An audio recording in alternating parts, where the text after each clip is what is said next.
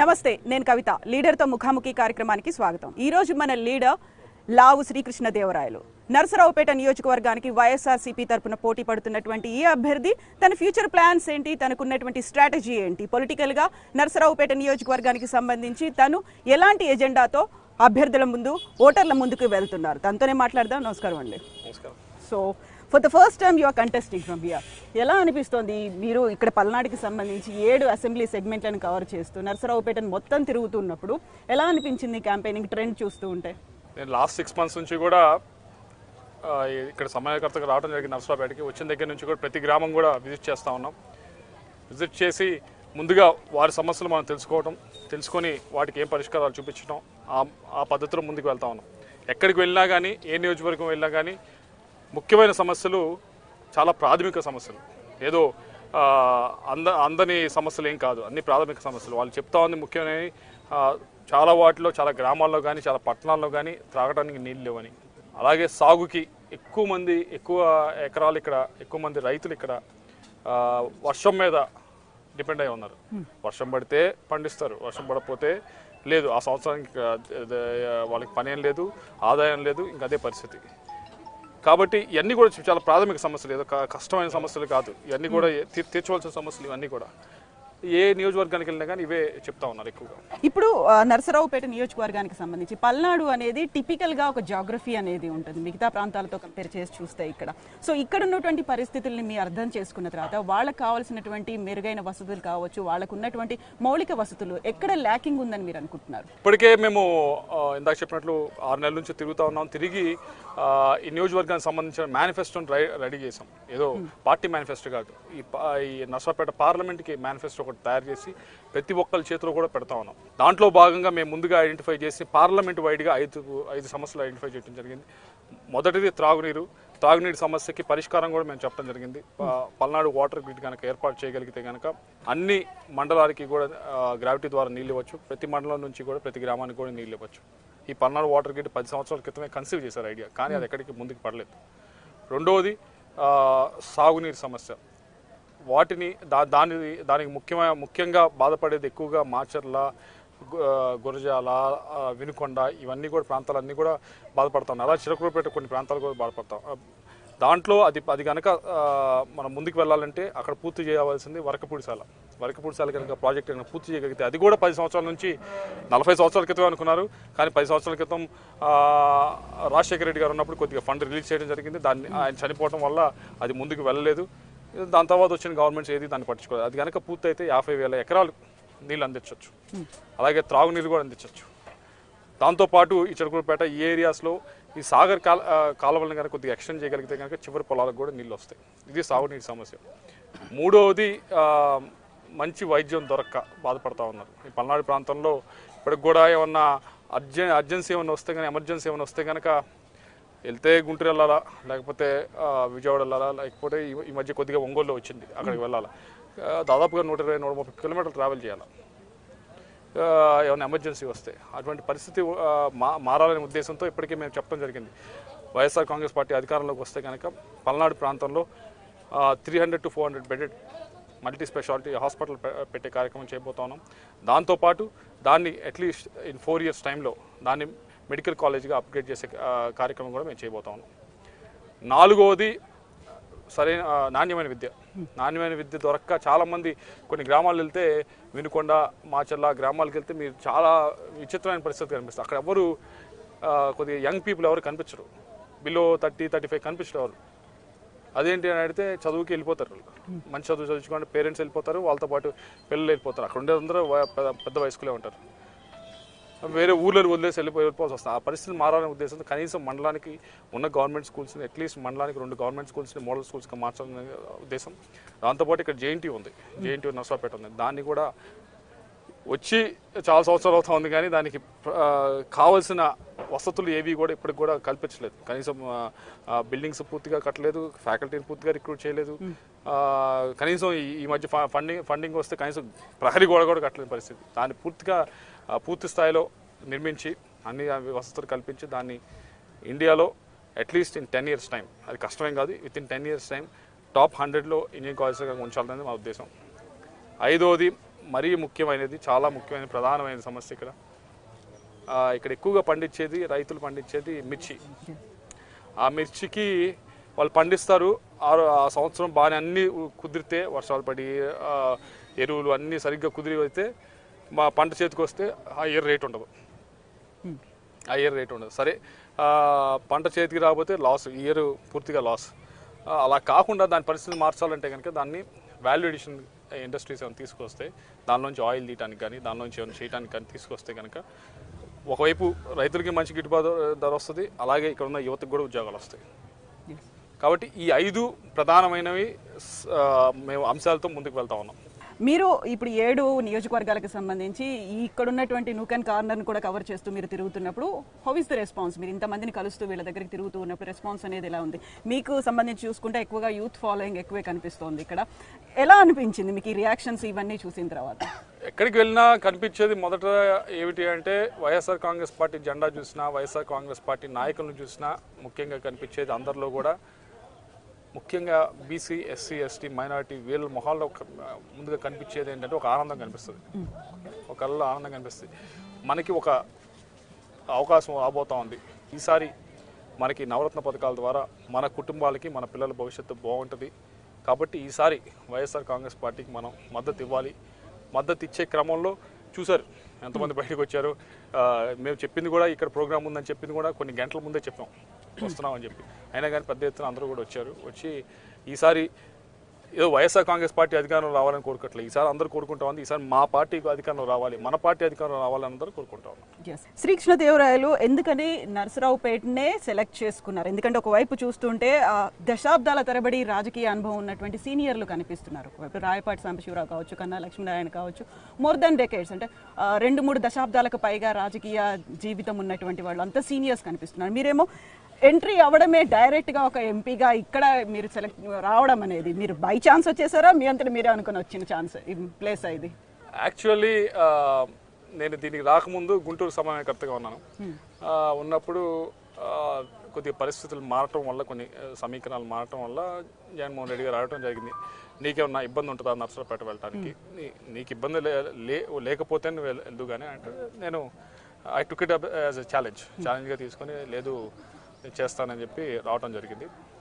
ఇక్కడ కేవలం ఎంపీ క్యాండిడేట్లే కాదు, ఇక్కడ ఉన్న ఎమ్మెల్యే క్యాండిడేట్లు కూడా అందరూ 3 సార్లు 4 సార్లు సీనియర్స్ ఉంటారు. కానీ ఒకటి మాత్రం గుర్తుంచుకోవాలి, ఏ ఇండస్ట్రీలో అయినా, మీడియాలో అయినా చూడండి, లేకపోతే మీరందరూ క్రికెట్ చూస్తారు కదా, క్రికెట్లో అయినా చూడండి, ఏది చూసినా కానీ ఒక స్టేజ్కి వచ్చిన తర్వాత జనరేషన్ చేంజ్ అవుతుంది. మొత్తం ఆలోచనలు మారుతాయి. మీడియాలో ఆలోచనలు మారినట్టు, క్రికెట్లో గేమ్ ఆడే విధం మారినట్టు, అలాగే రాజకీయాల్లో కూడా ఈసారి generation 2019 is a generation change. మీరు ఏ పార్టీ అయినా చూడండి, టీడీపీ చూడండి, వైఎస్ఆర్సీపీ చూడండి, అందరూ కూడా యంగ్స్టర్స్ వచ్చారు.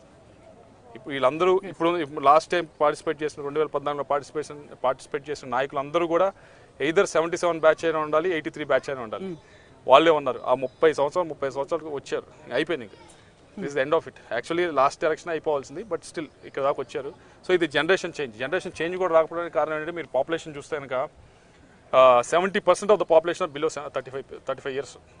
వాళ్ళకి 75 ఏళ్ళ వాళ్ళు, 80 ఏళ్ళ వాళ్ళు మాట్లాడితే ఏమర్థం అవుతుంది? వాళ్ళు అసలు కమ్యూనికేట్ చేయగలరా? వాళ్ళ సమస్యలు వీళ్ళకి తెలుసా? లేకపోతే వాళ్ళ ఆలోచన విధానం వీళ్ళకి తెలుసా? తెలియనప్పుడు వాళ్ళని ఎందుకు వాళ్ళని ఎన్నుకోవాలి? అందుకే మీరు చూస్తూ ఉంటే కనుక ఎక్కువ మంది యూత్ వచ్చి జగన్మోహన్ రెడ్డి గారు కానీ మమ్మల్ని కానీ అందరూ కూడా ప్రోత్సహిస్తూ ఉంది. ఎక్కువ యూతే వస్తూ ఉన్నారు, ఎందుకంటే మీరు కనెక్ట్ అవ్వగలుగుతున్నాం కాబట్టి. పాలిటిక్స్లో మీరు ఢీకొంటున్న వాళ్ళందరూ సీనియర్లు, అట్ ద సేమ్ టైం మీకు ఇప్పుడు ఏదైతే నరసరావుపేటకు సంబంధించి ఉన్నటువంటి 7 అసెంబ్లీ సెగ్మెంట్లలో కంటెస్ట్ చేస్తున్న వాళ్ళు కూడా సీనియర్స్. ఇప్పుడు మీకు మీ వెనకాల ఇంత బలము ఇవన్నీ ఉన్నప్పటికీ కూడా you need to have that mutual coordination అనేది పార్టీల నుంచి ఇంటర్నల్గా మీకున్నటువంటి అభ్యర్థుల దగ్గర నుంచి కూడా రావాలి. వాళ్ళ దగ్గర నుంచి ఎలా ఉందనుకుంటున్నారు మీరు? మీకు క్యాంపెయినింగ్కి సంబంధించి, ఆ తర్వాత మీకున్నటువంటి మీరు తీసుకొచ్చినటువంటి నరసరావుపేటకి ఇప్పుడు 5 మీరు ఒక పర్టికులర్ ఎజెండాలు పెట్టుకున్నారు, 5-point ఫార్ములా పెట్టుకొని మీరు వెళ్తున్నారు. వాళ్ళ దగ్గర నుంచి వచ్చినటువంటి కోఆపరేషన్ ఎలా ఉంది? కోఆపరేషన్ కింద నుంచి వాళ్ళ ఎమ్మెల్యేస్ దగ్గర నుంచి కోఆపరేషన్ లేకపోయినా, మండల స్థాయి నాయకుల దగ్గర నుంచి కోఆపరేషన్ లేకపోయినా, గ్రామ స్థాయి నాయకుల దగ్గర నుంచి కోఆపరేషన్ లేకపోయినా మనం ఒక అడుగు కూడా ముందుకెళ్ళాం. వాళ్ళు బలపరిస్తేనే మనం బలపడేది. ఇది మ్యూచువల్. మన వైపు నుంచి ఉండాలి, అటువైపు నుంచి ఉండాలి, విన్ విన్ సిచ్యువేషన్ అనేది ఉండాలి. ఆ పరిస్థితి పూర్తి స్థాయిలో ఇక్కడ ఉంది. ఇక్కడ ఉండడానికి కారణం ఏంటి అంటే ముఖ్యమైన కారణం లీడర్షిప్. జగన్మోహన్ రెడ్డి గారి లీడర్షిప్. జగన్మోహన్ రెడ్డి గారు క్లియర్ లీడర్షిప్. ఎవరు ఏం పని చేయాలి, ఎవరికి ఏంటి అనేది ఆయన క్లియర్గా చెప్పడం జరిగింది.